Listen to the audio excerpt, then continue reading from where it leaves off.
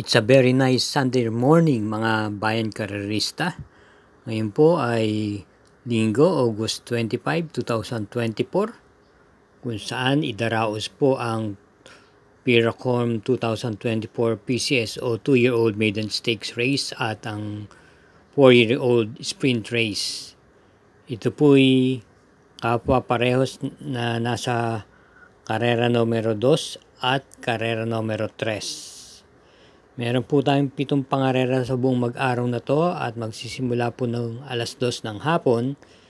Di po ganong kakapalan ng pagkaka-line up maliban lang po pagdating sa likuran. Pero sa punto pong ito, tayo'y magsisimula na rin po kaagad kaya samahan niyo na po ako. Salamat po!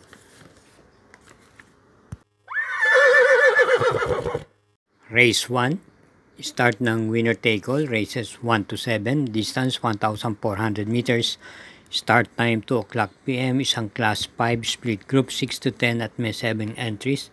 Ating pang-primero dito, Calooc number setting Aliana na muling renda ni M.E. De Ocampo. Ito po may angkin tuling at dumating lamang po ito ng segunda pwesto noong August 18 kay Aphrodite. Maganda po ang kanyang mga kinikilos nitong mga nakaraan. Atin naman pong panigunda yung Calooc number 2 Charce na pwede pong i-pacing at iparimate nung kanyang pinakahuling takbo nung August 2. Siya po ay nasigunda pwesto naman po kay Bohemian at regular rider niya si L.A. Aguila. Kaya para dito sa karera numero 1, pang-primera numero 7, panigundo numero 2. Karera numero 2, ito po ang pinaka-main event, 2024 Piracom 4-year-old sprint race at may distansyang 1,000 meters. Start ng peak 6, races 2 to 7. Meron po tayo ditong 5 kalahok dito at ating pong pinapaboran dito at malamang sisingilin na po natin yung Calooc number 3 Basheru na muling nagbabalik pista at maganda naman po ang kanyang pinapakita sa kanyang mga trangko itong mga nakaraan. Batid naman natin na ito'y isang dekalibring kabayo at nagwagi na rin ito sa mga malaking stakes race. Ito'y muling rendan po ni JB Hernandez. Kaya para dito sa karera numero 2, pang-primera at single numero 3. Karera numero 3, ang 2024 Piracom PCSO 2-year-old maiden stakes race at may distansyang 1,200 meters. Ito po ang start ng peak 5, races 3 to 7 at meron pong 5 kalahok dito. Base sa kanilang mga itinakbo nung nakaraan trial race, sa akin palagay ito ay magiging 3-corner race lamang at gayunpaman ang atin piling pang-primera rito ay yung numero 2 con static offer na nasigundo lamang sa trial race nung August 17 at natalo lamang po ng leg to kay District 1. May angkin bilis po ito at muling rerendahan po siya ni Jackie O.P. Cortez.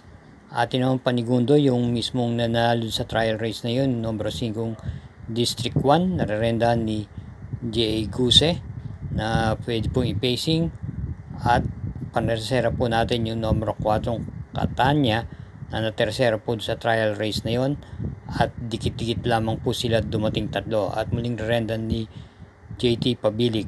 Kaya para dito sa karera numero 3, pang-primera numero 2, panigunda numero 5 at panersera yung numero 4. Karera numero 4, start po ng peak 4, races 4 to 7, distance 1,400 meters.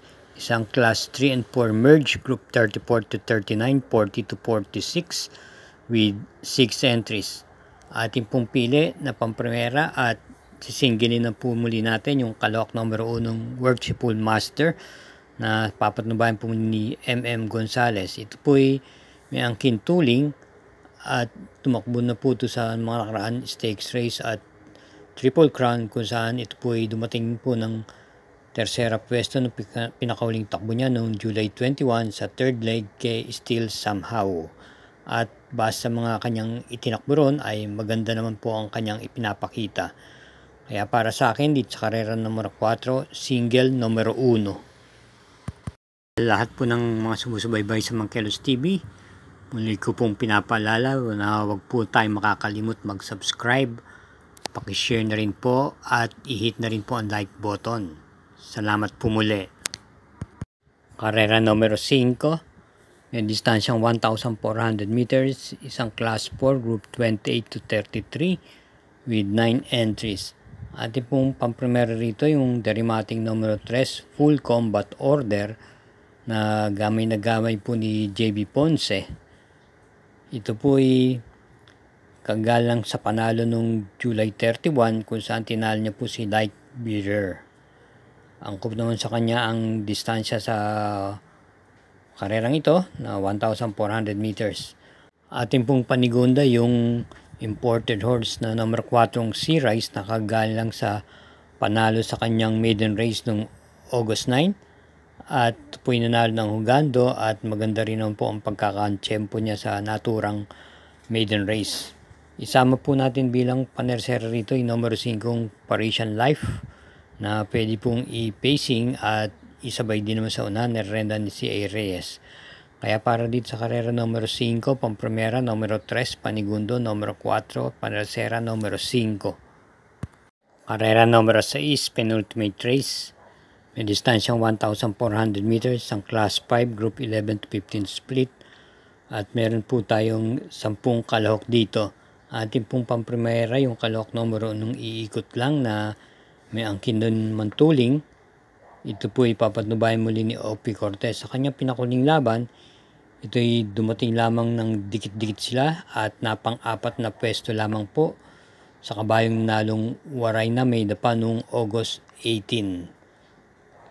Atin naman pong panigundo rito yung numero 8 Static na sa kanyang pinakuling takbo ay napang-anim na pwesto lamang po dumating noong August 17 kay My Dad Bogart at muling rendan po ni PM Caballero. Ito po'y pwedeng isunod-sunod lamang at meron din naman itong pagdating sa meta.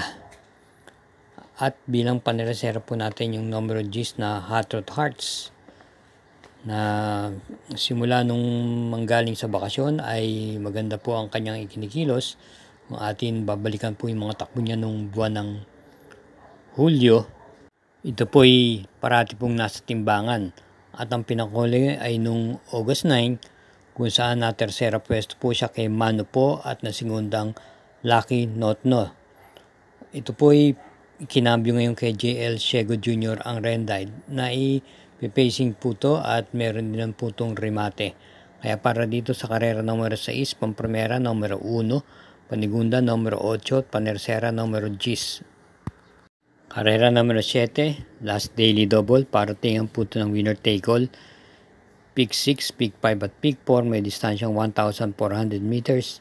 Isang class 4, group 22 to 27, may super 6 pong nakapaloob dito at binubuo po ito ng 12 kalahok.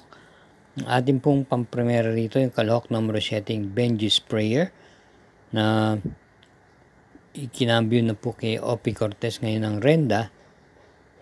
Ito po ay dumating lamang po ng tersera pwesto noong July 28 kay American Parilla at nasigundong Doña Chichay. May angkin bilis po ito at maganda naman po ang kanyang ikinikilos lalo na kung galing po sa bakasyon.